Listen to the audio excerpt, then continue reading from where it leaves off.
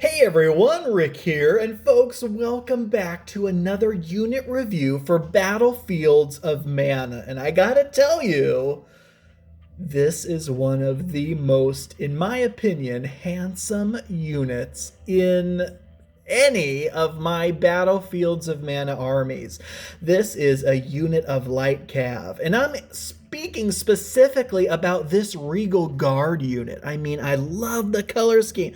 Of course, I've said it before, I love the Regal Guard color scheme in general, the more Renaissance colorful scheme, in this case, yellows and blues. You have the sword on the banner. This is light cav. You know, I said mounted militia were kind of like mounted swordsmen, but this is actually mounted swordsmen right here because they also have the parry ability. But we'll get into that in just a second. Just love the pose of these guys. And then I do have with me here in a unit of Lunar Knight light cav. But if you notice, the models here are anything but light cav.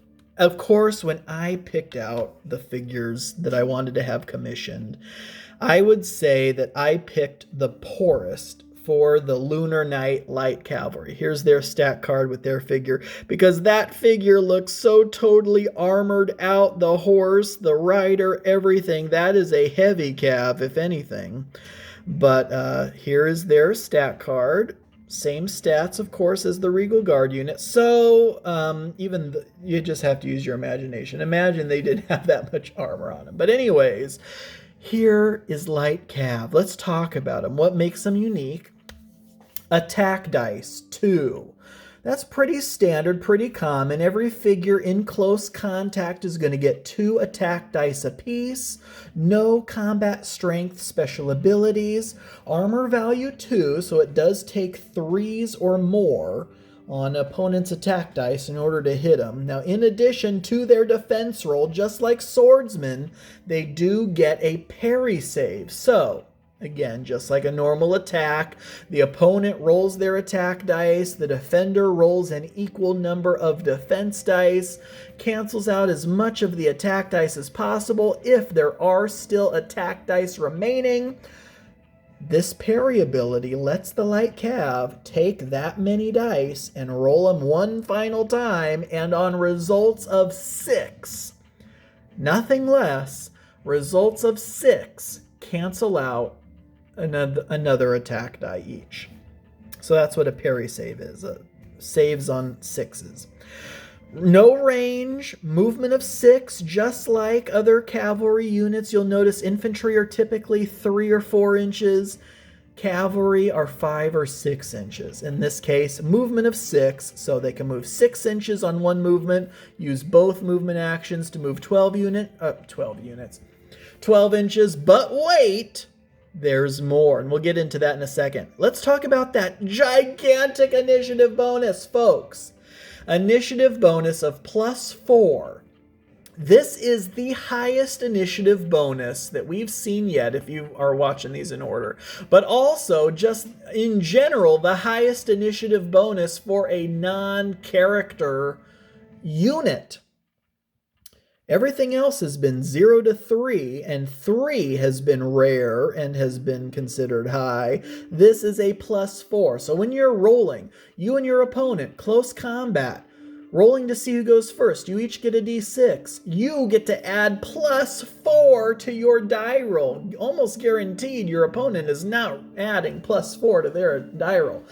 Light cav are fast. They are, as it says right there, nimble. We'll get into that in a second. And that initiative bonus means they're probably striking first. That just shows you how quickly they strike.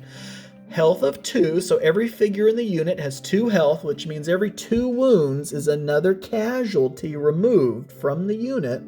Look at these guys. I don't normally take them off and show them like this, but I mean, look at this.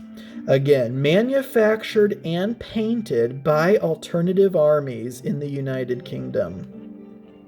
And they also did these movement templates, which are flocked and painted and look absolutely amazing. Cut to my specifications. Of course, bigger ones like this for cavalry. These are oh God, what was it? I think these are 60 by 60 millimeter because these are 20 by 30 millimeter bases. So 230s is 60, 320s is 60. So for a cavalry, movement template is a 60 by 60. Infantry is a 60 by 40, 40 deep because they're, 2 infantry of 20 millimeter by 20 millimeter infantry bases. 2 of those are 40 deep and 60 wide. No, I'm lying. That's what it would be, but I actually tacked on an extra 5 millimeter both ways. So these are 65 by 65. Why did I do that? Because so you can pick them up. You can hold them. There's a little extra lip on the sides because if those bases were flush with the sides of the movement tray, it makes it so hard to pick up. So that just that little extra bit around the sides and the back makes it so much easier to pick up. So it's actually 65 by 65 for cav and 65 by 45 for infantry, if I'm not mistaken. All right, then ability. We saw this with Bidowers, if you saw that video.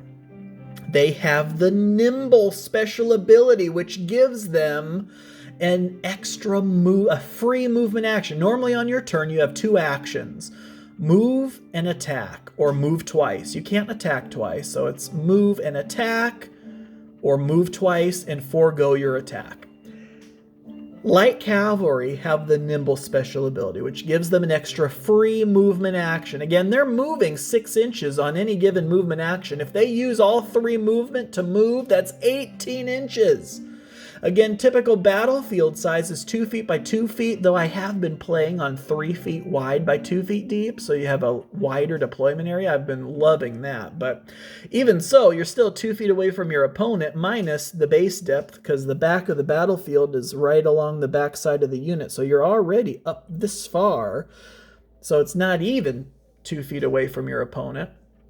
And so, yeah, you can move 18 inches or move 12 inches and still engage in a close combat attack. This, like the light cav unit, is the best unit for flanking. I mean, you can shoot up the side of the battlefield. Even if an opponent sees you coming up on one side of the battlefield and they're like, they're no big deal. They're way over there. Light cav can bridge that distance in no time. So not only are they gorgeous figures, but they're also very capable. And then, of course, their other special ability is Cavalry, which just says that they get a additional +1 initiative bonus when they're going up against non-polearm infantry. So again, they don't get that bonus if they're fighting other cav. They don't get that bonus if they are fighting an infantry unit with polearm, because cavalry don't like polearms. But assuming they are battling infantry of a non-polearm type, so swordsmen, axemen, men-at-arms, flail-bearers, peasant militia, archers, crossbows, any of those, just to name, to show you that there are a lot of in which this situation would be applicable, they will get an extra +1 initiative bonus that bumps them up to a +5. At that point, I mean, you can just assume they're going first. But of course, I've rolled poorly enough times that even a +5 initiative bonus did not matter much. So then we get into the cost, and as you can see, it is a 3. 3 points is all it takes. So they are essentially mounted swordsmen, have the same attack dice, same defensive special ability, but they are faster. They have a better initiative, and that's why they cost more than swordsmen.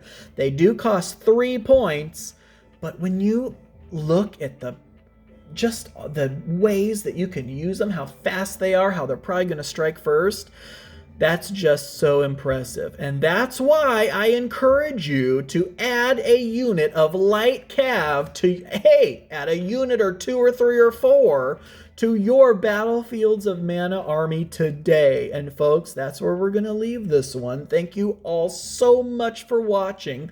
I do truly appreciate it. And until next time.